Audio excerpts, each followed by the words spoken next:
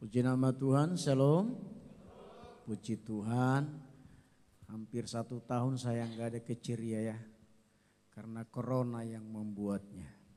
Tapi toh juga corona kita gagalkan, toh juga saya datang ke sini. Baik Bapak Ibu, kita bersyukur, saya berterima kasih buat hambanya Pak Rinaldo yang saat ini ada di Sumatera Utara. Dia sudah minta kepada saya sebulan yang lewat, berapa kali beliau meminta saya, selalu dia kalah start. Dia minta saya malam, sorenya sudah minta duluan orang. Jadi kayak mana Le? Ya sudah, sabar. Ya, jadi karena dia bilang kemarin itu enggak boleh lagi Le, harus ini katanya. Ya, oke lah enggak apa-apa saya bilang. Semua karena untuk kemuliaan nama Tuhan kita lakukan dengan sukacita. Amin. Puji nama Tuhan, kita bersyukur. Saya akan sampaikan firman Tuhan ya bagi kita semua, baik yang ada di rumah yang mengikuti live. Mari kita tetap semangat ya, jangan ada yang sambil minum kopi, sambil tidur-tiduran dengar saya khotbah. Ya, itu namanya pelecehan itu.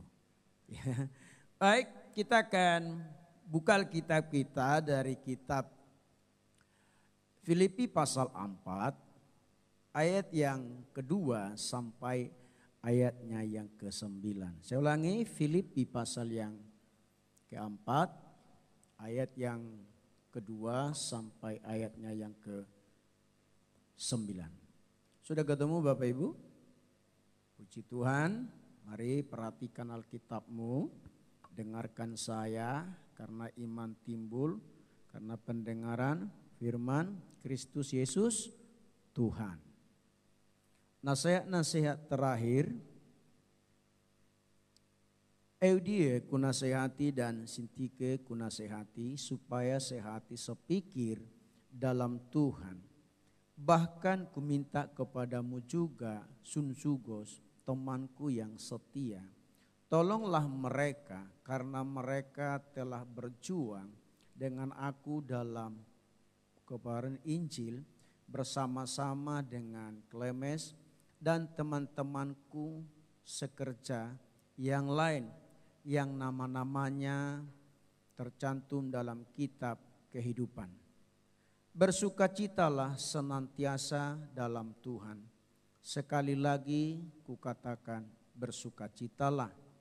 Hendaklah kebaikan hatimu diketahui semua orang, Tuhan sudah dekat. Janganlah hendaknya kamu khawatir tentang apapun juga, tetapi nyatakanlah dalam segala hal keinginanmu kepada Allah dalam doa dan permohonan dengan ucapan syukur. Damai sejahtera Allah yang melampaui segala akal akan memelihara hati dan pikiranmu dalam Kristus Yesus. Jadi akhirnya saudara-saudara, semua yang benar, semua yang mulia, semua yang adil, semua yang suci, semua yang manis, semua yang sedap didengar, semua yang disebut kebajikan dan patut dipuji, pikirkanlah semuanya itu. Kita sama-sama. Dan apa yang telah kamu pelajari, dan apa yang telah kamu terima, dan apa yang telah kamu dengar, dan apa yang telah kamu lihat padaku, lakukanlah itu, maka Allah sumber damai sejahtera akan menyertai kamu. Amin. Tema khotbah saya adalah kuat di masa sukar. Hari ini bukan hanya kita Indonesia, bukan hanya jemaat ceria, tapi semua orang mengalami pergumulan yang sama, yaitu yang disebut dengan corona atau virus 19. Maka saudara, kita enggak perlu merasa cemas, kita enggak perlu merasa sendirian. Karena apa? Karena kita semua sama-sama mengalami persoalan itu. Amin. Jadi kita tidak perlu lagi khawatir, kita tidak perlu lagi cemas. Ya karena apa? karena kita juga sama-sama untuk menanggung beban itu. Semua orang berdoa, semua orang buat caranya dekat dengan Tuhan. Bagaimana supaya persoalan mengglobal ini bisa terselesaikan. Ya. Jadi kita nggak perlu, kecuali kalau diantara kita semua, kita aja yang mengalaminya, ya mungkin perlu ini, menderita sekali hidup saya. Sekian banyak orang, kok saya yang kena, kan begitu. Tapi semua kita tidak kena memang secara virusnya, tapi imbasnya kita semua kena. Tapi saya melihat luar biasa justru di masa-masa ini gereja jadi kreatif. Gereja jadi maju. Gereja jadi berkembang. Gereja jadi menuai. Jadi tidak semua yang namanya persoalan, yang namanya semuanya pergumulan itu dampaknya selalu negatif. Ada juga sisi positifnya. Saya mau katakan semenjak corona ini kami sudah 2 kali ibadah. Ya, maka saya pikir-pikir biarlah corona terus. Nanti ibadah jadi berapa kali, kan begitu. Jadi tapi mungkin ada juga sebagian orang tidak kuat. Maka firman Tuhan pagi hari ini saya mau sampaikan untuk menguatkan kita. Bagaimana supaya kuat di masa sukar, di masa-masa tidak enak. Ini kelebihan ajaran firman Tuhan daripada yang lain. Karena dia selalu kadang-kadang bertolak dengan dunia ini. Betul? Kita bangga jadi orang percaya karena ajaran kita itu unik. Tampar pipi kiri. Siapa mau coba datang ke depan? Pasti dia akan pakai ayat lagi. Apa yang kamu tabur, itu yang kamu tuai. Maka saya akan ditunjang habis-habisan. Betul kan? Aneh ya? Doakanlah musuhmu. Bagaimana sedangkan teman dekat aja kita nggak pernah doakan, boro-boro musuh. Tapi Alkitab mengajarkan kita mendoakan musuh. Maka betullah ajaran kekristenan itu adalah ajaran kasih. Tidak takbir. Ya kan? Kasih, ampuni, doakan mereka. Baik. Paulus menasehatkan supaya sesama anak Tuhan, sesama hamba Tuhan, satu yang lain saling menguatkan. Paulus mengingatkan orang-orang yang dimentorinya, orang-orang yang diajarinya, ada di sana tadi Euodia, ada Sintika, ada Klemes, itu semua hamba-hamba Tuhan yang melayani. Jadi satu dan lain saling berpesan supaya saling menguatkan. Karena nama mereka sudah tercantum dan yakinkan dirimu bahwa namamu pun sudah tercantum dalam buku kehidupannya Tuhan. Kalau tidak sia-sialah ibadahmu hari ini. Betul? Kita harus percaya kalau ditanya siapa yang masuk surga, saudara harus yakin saudara yang pertama tunjuk tangan. Karena banyak orang Kristen ketika ditanya siapa yang masuk surga tidak berani diangkat tangan. Maka kita coba hari ini. Siapa yang masuk surga? Kan karena ku bilang tadi. Coba enggak ku buka kata kuncinya tadi. Kalau angkat dia angkat saya. Dia bukan angkat tangan, gatal di sini. Ya, baik. Nah, tapi saya melihat hal yang luar biasa. Tadi saya bilang dalam pendahuluan bertolak belakang dengan ajaran yang lain atau norma-norma hidup yang normal. Ya. Nah, bagaimana supaya kita kuat di masa sukar? Bagaimana kita supaya kuat di masa-masa yang sulit? Alkitab mengajarkan yang pertama adalah bersuka cita. Wow, bersuka cita tidak sama dengan tertawa. Karena banyak orang tertawa di jalan sana, dia bukan sukacita. Tapi dia stres, tertawa. Tapi sukacita beda. Sukacita itu harusnya datangnya dari dalam bukan dari luar. Kenapa saya bilang begitu? Kalau saudara bersukacita karena engkau kaya hari ini, engkau punya uang hari ini, engkau punya tubuh yang sehat hari ini, engkau bersukacita, kita nggak beda dengan manusia lain di luar sana. Tetapi sukacita yang diberikan Tuhan datangnya dari dalam. Ya. Kalau sukacita datangnya dari dalam, dia tidak dipengaruhi oleh apa yang ada yang di luar. Mau bangkrut kek, mau maju kek, mau mundur kek, mau apa kek, tetap hatinya tetap bersukacita. Karena datangnya dari dalam. Ya. Nah, saya percaya orang yang bersukacita selalu dari mulutnya keluar ucapan syukur. Karena memang itu yang Alkitabiah, mengucap syukurlah dalam segala hal. Bajumu hilang, mengucap, jangan marah-marah istri. Ya kan? Oh ini baju mahal ini. Kalau baju murah, biarlah nggak apa-apa, biar kita ganti. Ya kan? Nah, maka firman Tuhan bilang, kenapa ada sampai pengulangan? Kenapa sampai pengulangannya ada? Sekali lagi kukatakan bersukacita. Berarti betapa pentingnya kita memiliki sukacita daripada Tuhan. Yang taunya apa? Semuanya karena Tuhan. Apapun yang terjadi kita akan bilang begini, ya puji Tuhan. Bersyukur. Corona katanya membuat ini dan itu. Oke, nggak apa-apa. Maka saya bilang silahkan. Mau corona nggak habis lagi silahkan. Tapi saya tetap bersukacita di dalam Tuhan. Amin. Ya, saudara, kami pernah, saya kurasa kalau waktu itu saya itu dicek, saya udah kena. Penciuman sudah hilang. Rasa sudah nggak ada. Batuk sudah ada. Sesak napas sudah ada. Sakit badan sudah ada. Maka ketika saya buka tanda-tanda itu, semua kena checklist.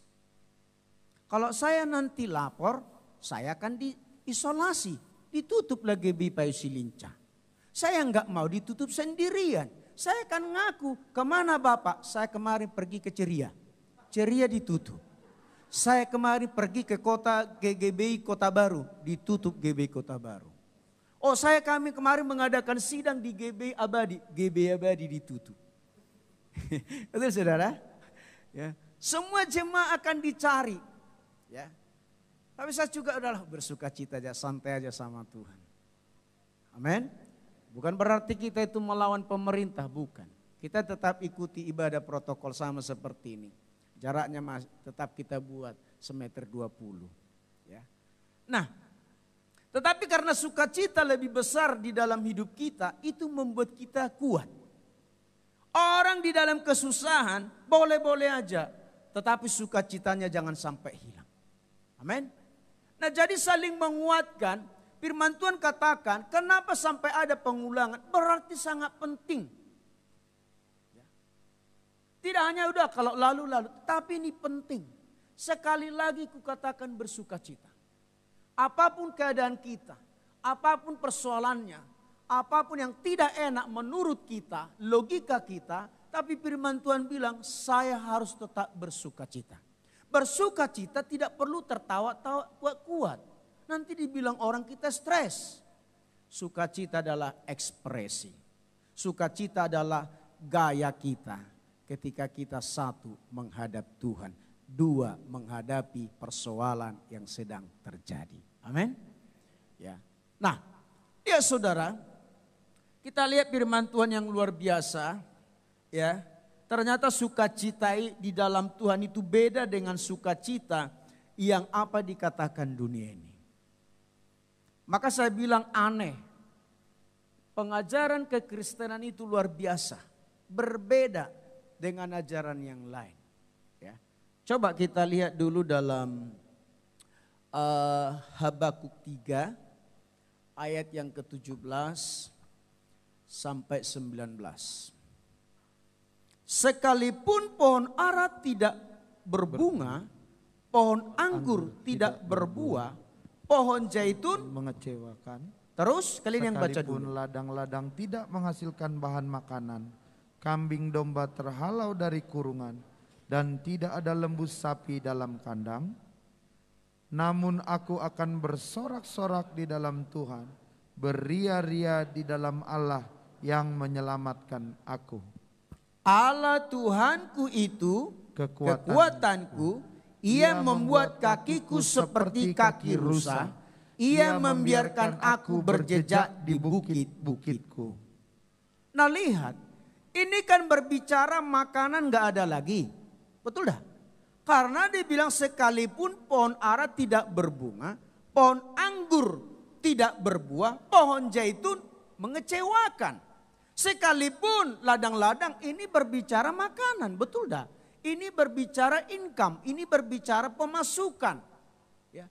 Enggak ada lagi makanan, enggak ada lagi harta, enggak ada lagi apa yang kita miliki. Tapi saya melihat Habakuk bilang apa yang luar biasanya, dia bilang apa? Ayat 18 dia bilang apa? Namun apa? Apa enggak goblok secara manusia? Enggak ada apa-apa lagi. Sudah bangkrut, sudah jatuh miskin. Enggak ada makanan, enggak ada uang. Ya, enggak ada aset lagi, habis semua. Tapi Tuhan, firman Tuhan bilang, namun aku akan bersorak-sorak di dalam Tuhan. Beria-ria di dalam Allah yang menyelamatkan aku. Nah ini saudara rahasia yang luar biasa. Oh berarti yang di duit tidak akan mempengaruhi iman saya, betul. Tidak bisa. Ya.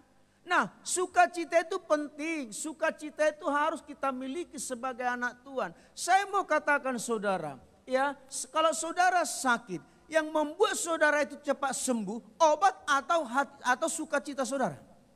Jujur, sukacita. Kalau engkau tidak punya semangat hidup, engkau tidak punya gairah hidup, engkau tidak tahu bersyukur, enggak bersuka cita, maka selera untuk makan obat tidak ada. Betul? Tapi karena saya punya sukacita, saya tetap percaya Tuhan, saya yakin Allah akan pulihkan saya, dengan obat ini saya makan, saya sembuh. Pada dasarnya bukan obatnya, tapi adalah dari diri kita. Kita tahu kebenaran kalau saya akan memulihkan diri saya sendiri. Kan begitu.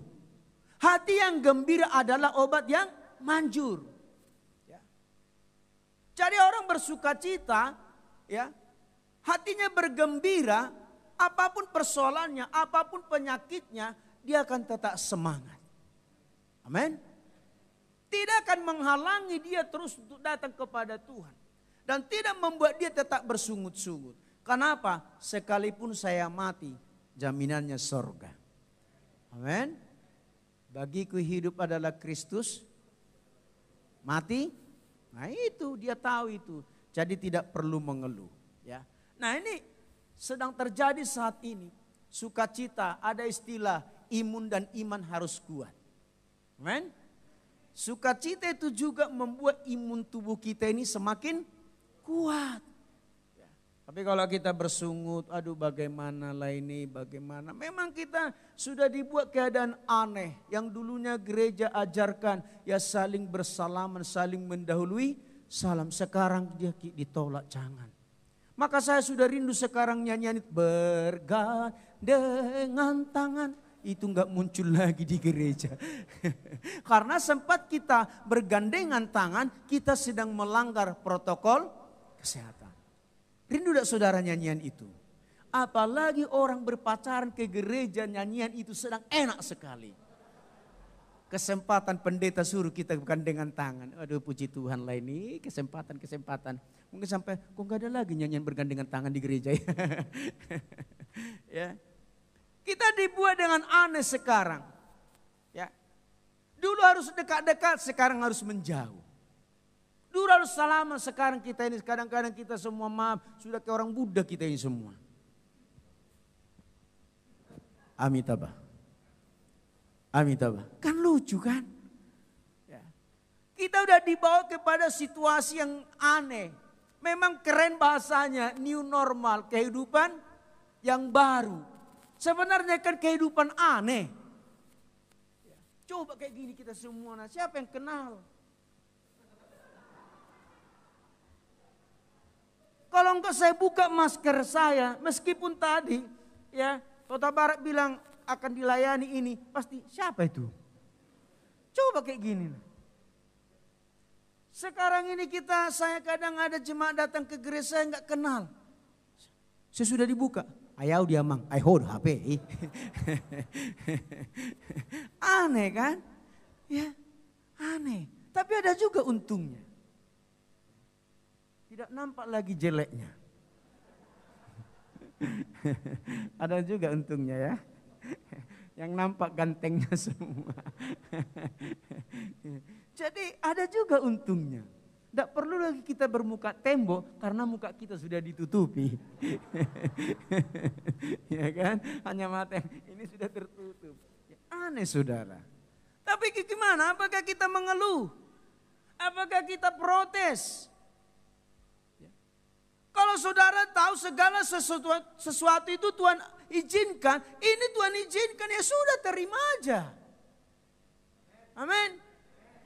Kenapa kita harus takut pusing ini dan itu?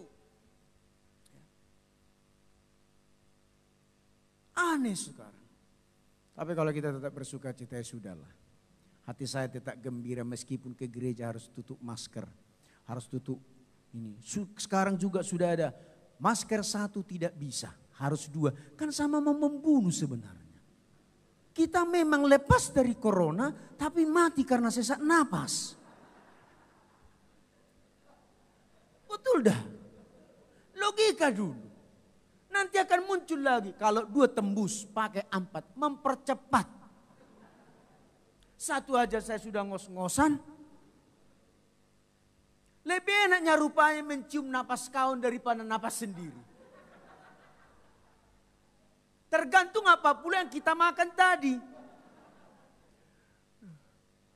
Coba kalau kita baru makan jengkol. Pakai ini. Stres kita, bau jengkol. Padahal kita sendiri. Ay napas kawan belum tentu lah, jarak segini belum tentu tercium ya kan. Nah, sekarang sudah dibilang harus pakai 2 masker. Sudah muncul lagi yang baru, Delta. Datang dari India. Aku pikir terserah Tuhan, mau dari Delta, mau dari Omega, terserahlah. Alpha dan Omega. Ya, mau dari India, mau dari silakan. Hati saya tetap bersuka cita. Amin. Saya bilang begini, terserah Tuhan lah. Kalau saya memang karena corona pergi ke surga, nggak apa-apa, penting asal ke surga. Jangan sebelum udah corona ke neraka pula, kan itu. Berapa kali rugi kita. Ya. Jadi tidak usah, tetap aja enjoy, amin. Tetap bersuka cita. Oh hari ini saya lagi sulit Pak Pendeta enaknya ngomong dari depan itu. Halo, saya juga pernah sulit. Memangnya kalau pendeta nggak pernah sulit, kesulitan pendeta paling banyak karena saudara. Ada masalah Pak Pendeta, halo. Tapi kalau berkat nggak pernah diingat itu. Kalau udah persoalan suami istri ribut, usaha mulai bangkrut, pokoknya sudah agak inilah, itu telepon berdering gitu. Begini Pak Pendeta. Tapi kalau diberkati luar biasa lupa. Maka kita bingung, kapan ibu ini sukses kok bangkrut saya tahu kan gitu. Ya, baik. Nah, Roma 12 ayat 12. Ya. Ini juga bagi saya ini kalimat yang aneh. Tapi firman Tuhan bilang harus kita terima. Bersukacita dalam pengharapan. Sampai kapan? Berharap terus sampai kapan? Betul dah. Baru sabar dalam, kok sabar terus dalam kesesakan? Aneh dah. Baru apa bilang lagi? Sampai kapan? Tapi inilah yang diminta Tuhan dari orang percaya. Amin.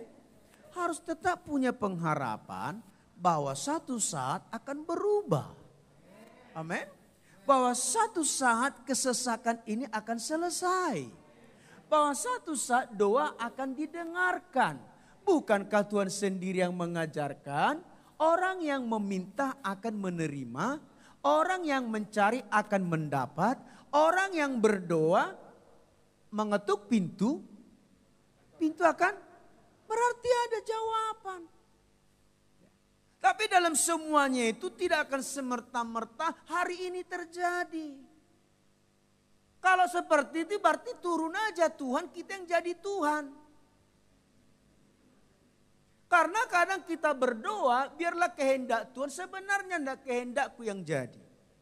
Sebenarnya yang benar itu jalan Tuhan, jalanmu bukanlah jalanku. Tapi kita sudah balik, jalanku adalah jalanmu.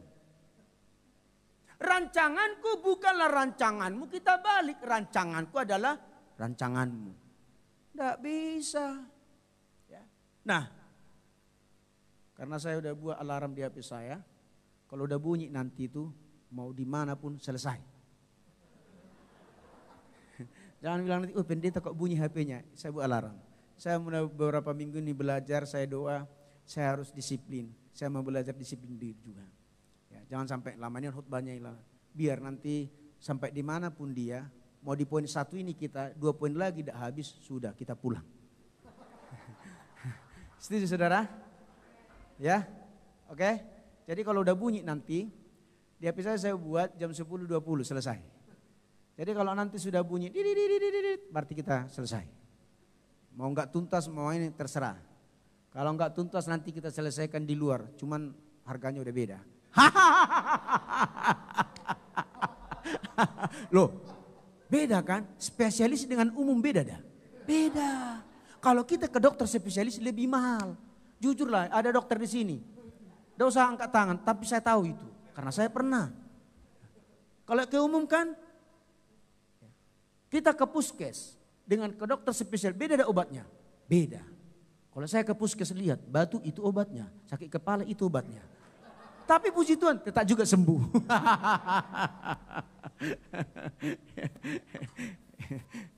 Memang keadaannya kan seperti itu kan. Tapi kalau udah suka cita, mau apapun mereknya, mau nggak ada merek obatnya, ya puji Tuhan sembuh lah itu. Ya. Yang kedua,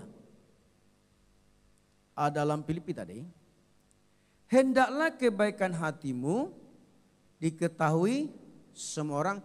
Tuhan sudah dekat. Tapi seringkali kita itu sok rohaninian. Kita bilang biar Tuhan yang tahu hatiku. Ternyata orang lain pun harus tahu hati kita. Halo? Kita jangan munafik. Biarlah Tuhan yang tahu hatiku. Suka-suka kita. Orang juga harus tahu. Karena jelas hendaklah. Kata hendak itu kata perintah. Ya, hendaklah kebaikan hatimu diketahui semua orang. Kenapa? Tuhan sudah dekat. Jadi hati kita ini juga menentukan ya gaya kita untuk menghadapi di masa-masa sukar. Di masa-masa sulit. Maka gak heran saudara, kenapa ada orang bunuh diri? Karena dia gak bisa menjaga hatinya. Maka yang kedua selalu ya menjaga kebaikan hati ini. Kenapa ada orang bunuh diri? Karena gak bisa dia menjaga hatinya. Hatinya tidak bisa bekerja sama dengan hidupnya. Ya. Tapi firman Tuhan bilang, ya, selalu kita bersikap ramah, selalu kita lembut, bersikap baik terhadap siapapun. Kita dikenal orang karena kebaikan hati kita. Amin. Kita orang kenal kita karena kita memang orang baik. Jangan sampai kita dikenal karena kita ini penjahat. Jangan. Tapi kita bilang, hendaklah kebaikan hatimu diketahui semua orang. Kan tidak mungkin kita, aku orang baik ya. Siapa yang percaya? Sedangkan suami istri pun bisa nggak percaya. Aku orang baik. Nah, tapi dari mana orang tahu bahwa kita itu orang baik? Kita kan perlu bukti. Tidak seperti kampanye. Semua janji melulu. Kita kan perlu bukti dah. Halo? Kenapa kamu mau nikah sama dia? Karena dia sudah buktikan bahwa dia seorang calon suami yang baik. Pacaran aja sudah dibeli bajumu. Sudah diajak makan bakso. Sudah diajak jalan-jalan. Kan itu bukti. Maka anak muda, anak gadis, kalau ada laki-laki datang ke rumahmu, apelika mulai jam 7 sampai jam 9 gak ada ngapa-ngapain ngomong terus, suruh dia pulang.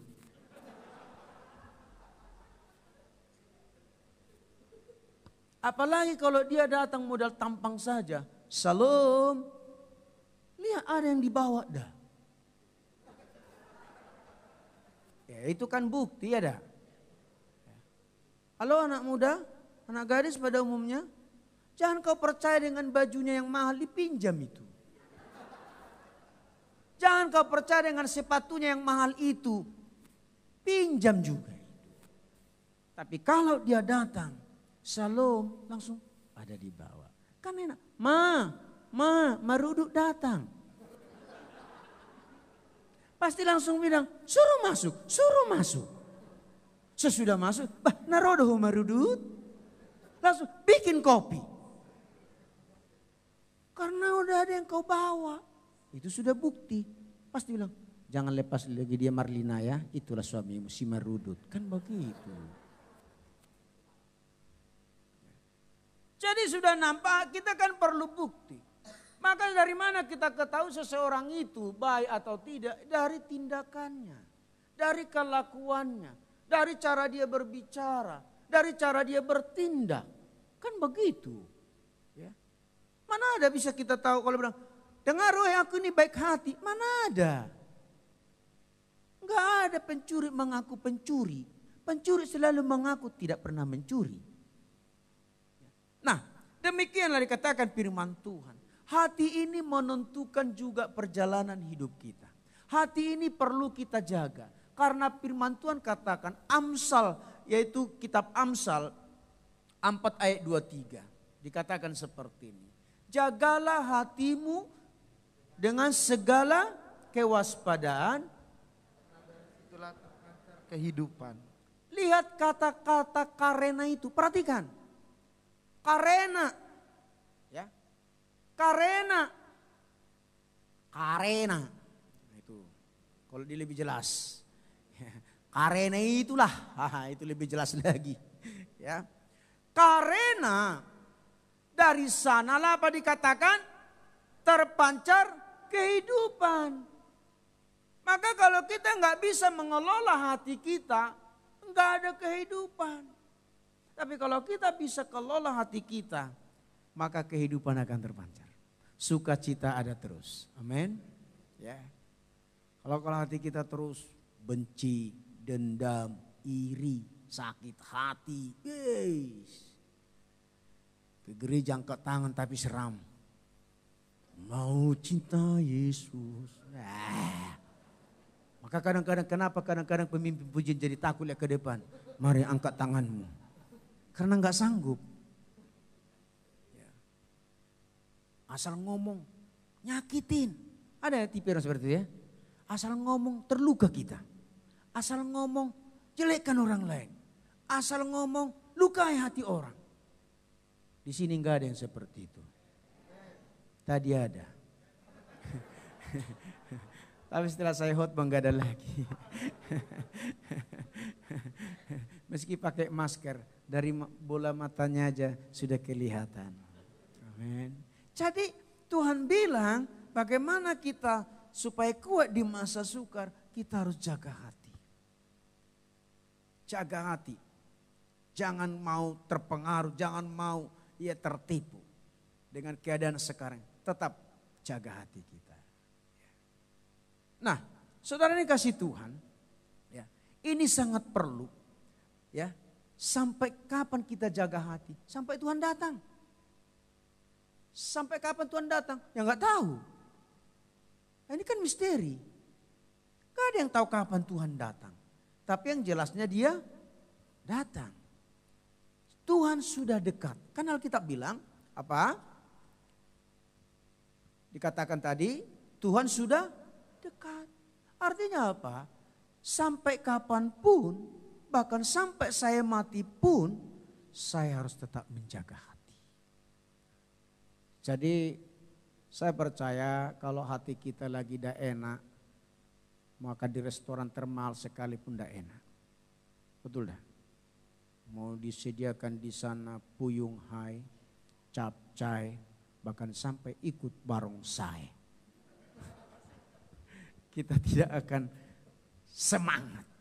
Tapi kalau hati kita sukacita, hati kita sudah bisa kita jaga, kita kelola, kita disuguhi seperti kami dari Medan, yaitu kepala batu. Kepala ikan asin kepala, maka tidak salahlah kenapa orang Batak itu banyak yang degil. Karena yang dimakannya pun dari dulu sudah kepala batu.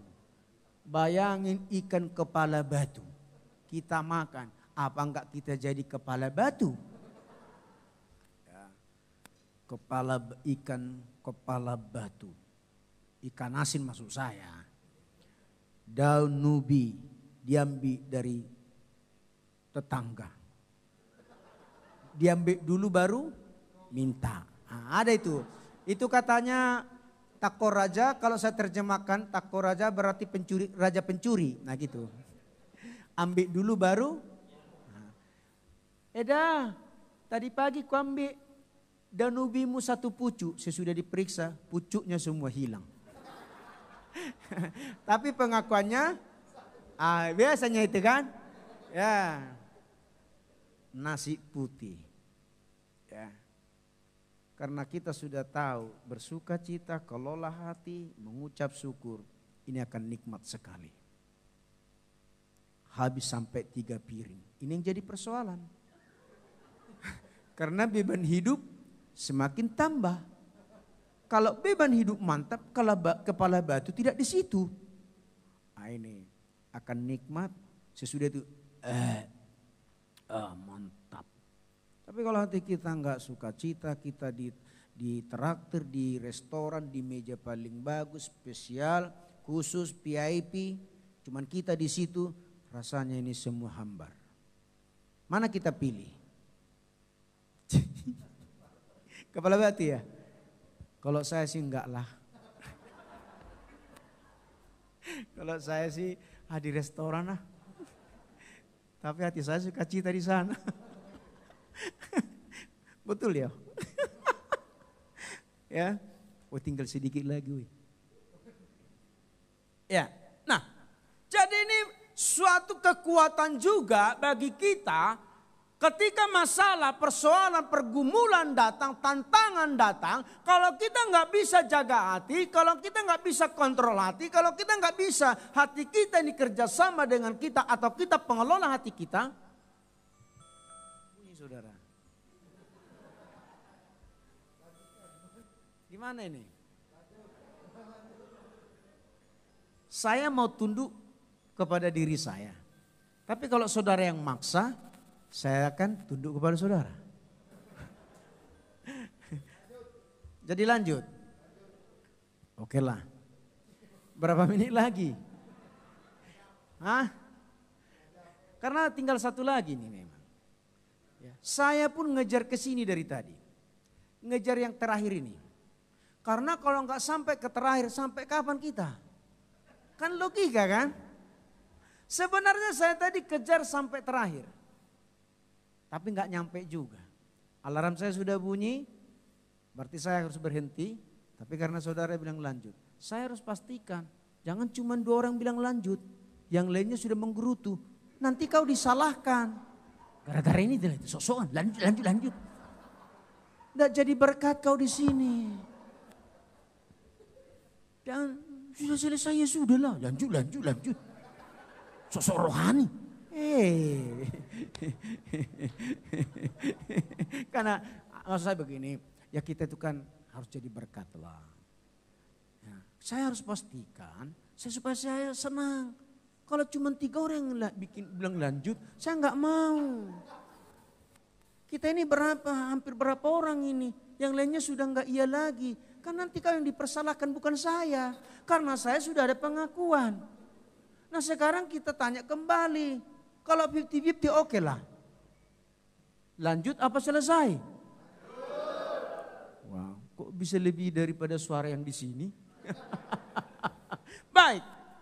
Ya memang kalau nggak tuntas kurang enak ya. Tadi udah saya bilang kalau nggak tuntas, kalau secara pribadi lebih mahal kan. Ya saudara kan nggak mau pengeluaran lebih banyak lagi kan. Saya tahu lah itu. Saya ngerti juga itu. Lebih baguslah kita selesaikan rame-rame ya. Ya ringan sama dijingjing, berat kita biarkan aja. Berat sama dipikul. Baik. Nah yang ketiga, ini hal yang biasa kita dengar dan ini juga diajarkan Tuhan Yesus. Yang ketiga apa? Bagaimana kita kuat di masa sukar. Yang ketiga sederhana, jangan khawatir. Hidup ini kita ada di dunia semua membuat kita khawatir.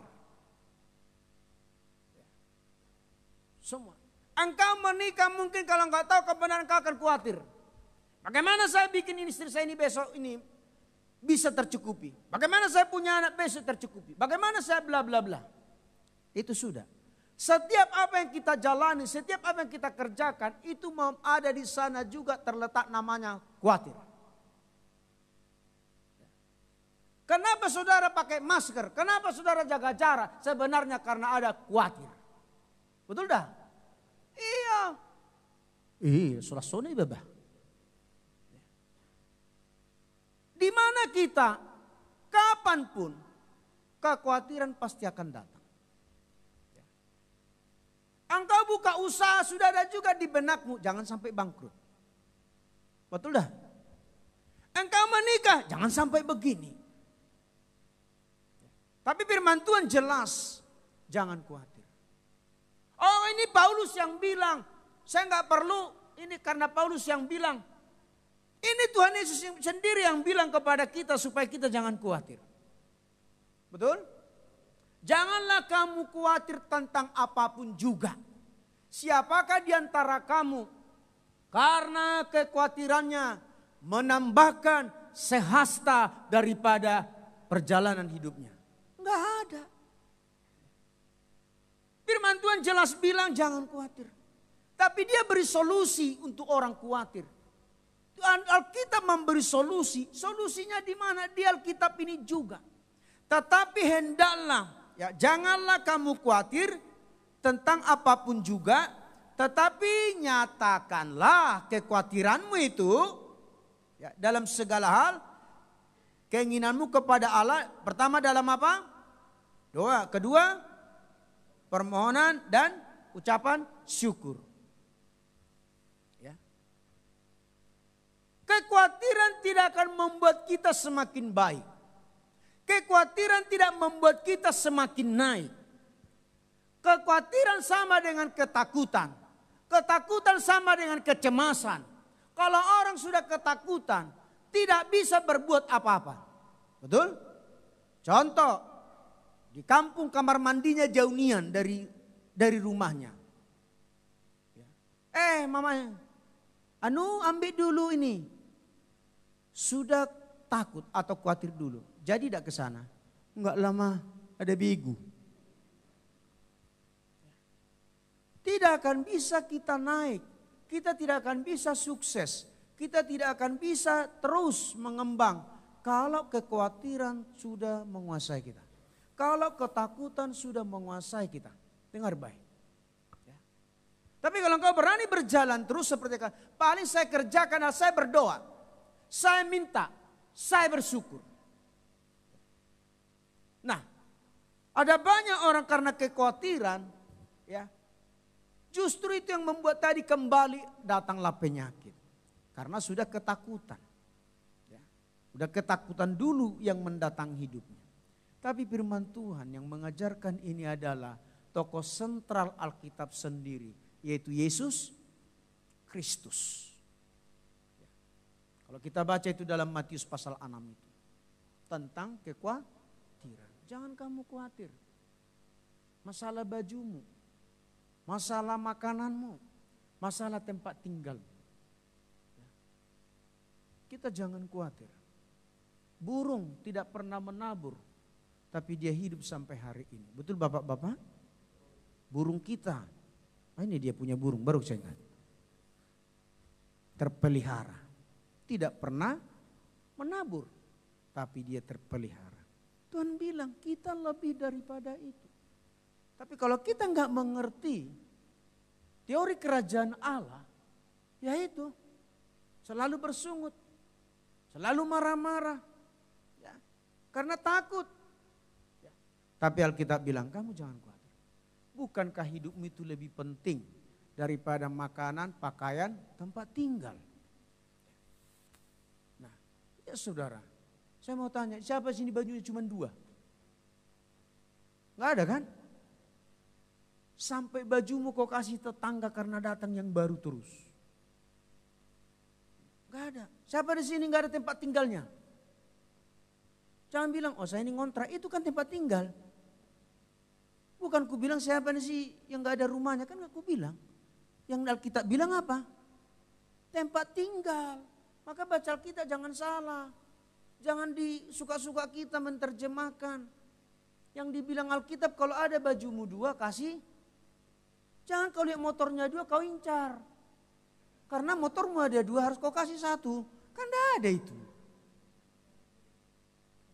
Memang kayak kisah itu. Bapaknya khotbah kalau ada 2 bajumu kasih 1 orang yang membutuhkan. Anaknya dengar 2 jas bapaknya dikasih 1. Bapaknya marah-marah. Ya wajar aja bapaknya marah. Karena bapaknya bukan bilang jas. Yang dibilang baju. Kalau baju dikasih akan marah dia. Kan banyak anak-anak Tuhan pakai ayat untuk hal-hal tertentu. Ini yang paling bahaya. Anak Tuhan apa anak Tuhan? Ya. Nah jangan khawatir. Menghadapi masa sukar pertama adalah bersuka cita. Yang kedua adalah jaga hati. Yang ketiga jangan khawatir. Kalau kau percaya Tuhan sanggup pelihara hidupmu, maka dia akan pelihara kita terus. Kalau kau yakin Tuhan pelihara itu hewan, ya, ikan di laut nggak ada yang ngasih makan. Siapa ngasih makan ikan di laut? Berapa banyak pur yang mau dikasih? Hidup dah, hidup. Kita makan gabus, nggak ada yang ngasih makan makanan gabus. Tapi kita bisa makan gabus. Siapa ngasih makan itu? Saya lebih daripada gabus. Amin. Saya lebih daripada burung. Saya tidak khawatir. Amin. Apapun yang terjadi. Singer song leader boleh naik. Apapun yang terjadi. Saya tetap percaya Tuhan tolong saya.